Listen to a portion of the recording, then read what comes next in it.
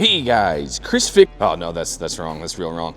What's up, y'all, and welcome back to the channel in this here Chevrolet Silverado. So if you watched the previous video, you know that it's making sounds and that Chevrolet said I'm missing a CV axle retaining clip, and they're right.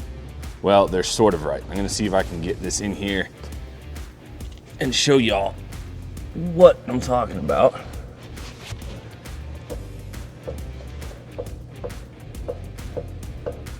So that CV axle is not supposed to move in and out like that. And fun fact, I already did this and I'm doing it again because I didn't do it the right way. So without further ado, whatever, I don't want to do this, but we're gonna pull this CV axle out again and I'm gonna show y'all how to do it.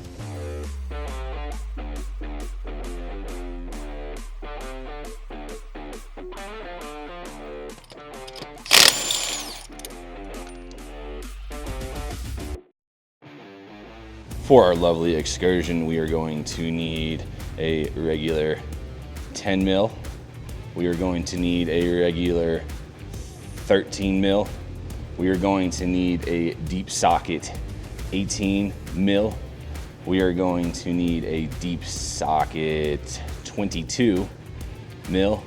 And we are going to need a big old giant 36 millimeter for the axle nuts. And that's pretty much it. We only got to take like 3 things apart. This is actually extremely simple, so let's get started. The first step is to take out the wheel speed sensor and the brackets holding it on.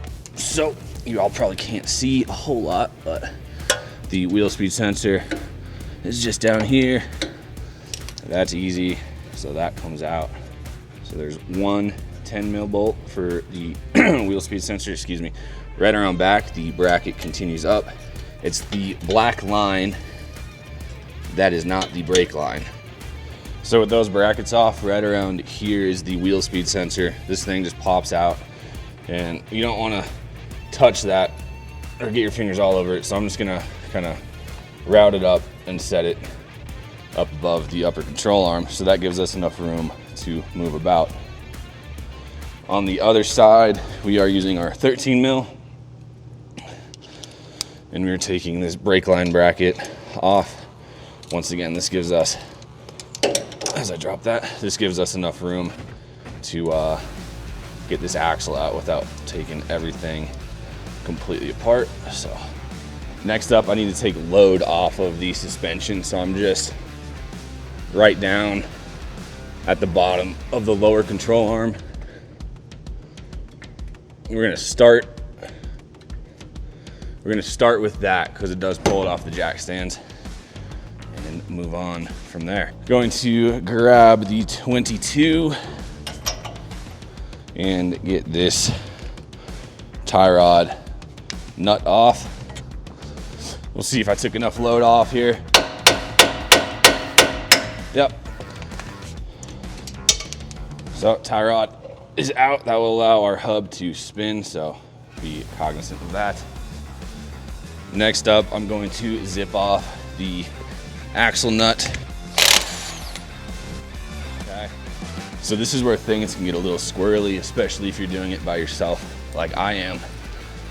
So what I'm gonna do is take a bungee cord.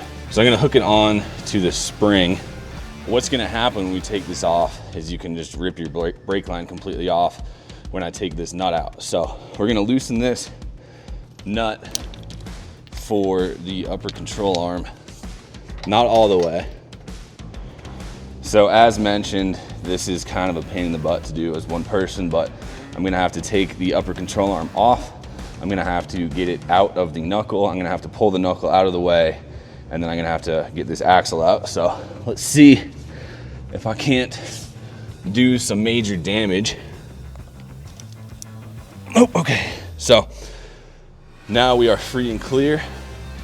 I'm going to finagle this axle out. Well, this makes just about 0 sense to me. Got it all taken apart, and as you saw at the beginning clip, this axle was just sliding around, but Now, that thing doesn't move at freaking all. Like nothing. So I guess by taking this apart, it finally seated where it's supposed to be. I don't know.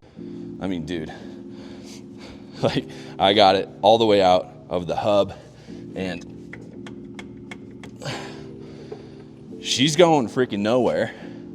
So I guess I just took this all apart to get it to seat in the proper way. I don't know. I guess let's put it back together. I mean, if that's all it took, I'll take it. So I'm gonna start putting stuff back where it came from.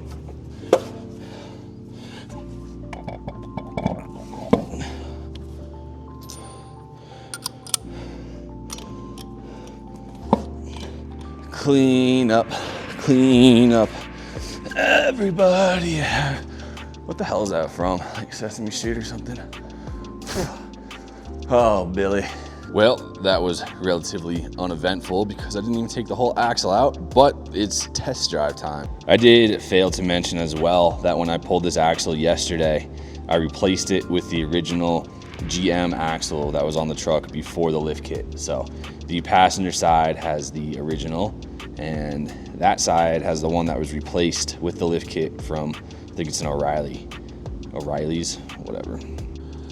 If y'all can't tell, I'm really kind of freaking over it. So let's take it for a test drive. I think it's still gonna make the sound and it's gonna piss me off. So let's go.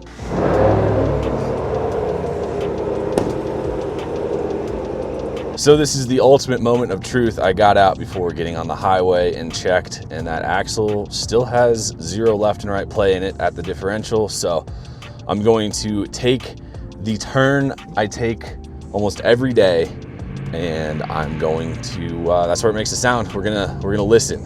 I'm hitting the turn, I'm doing the exact same thing. I'm gonna shut up.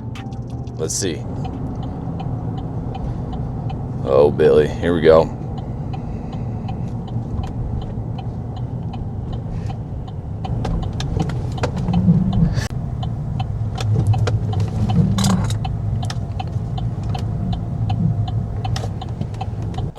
Man, I swear, this freaking truck, dude.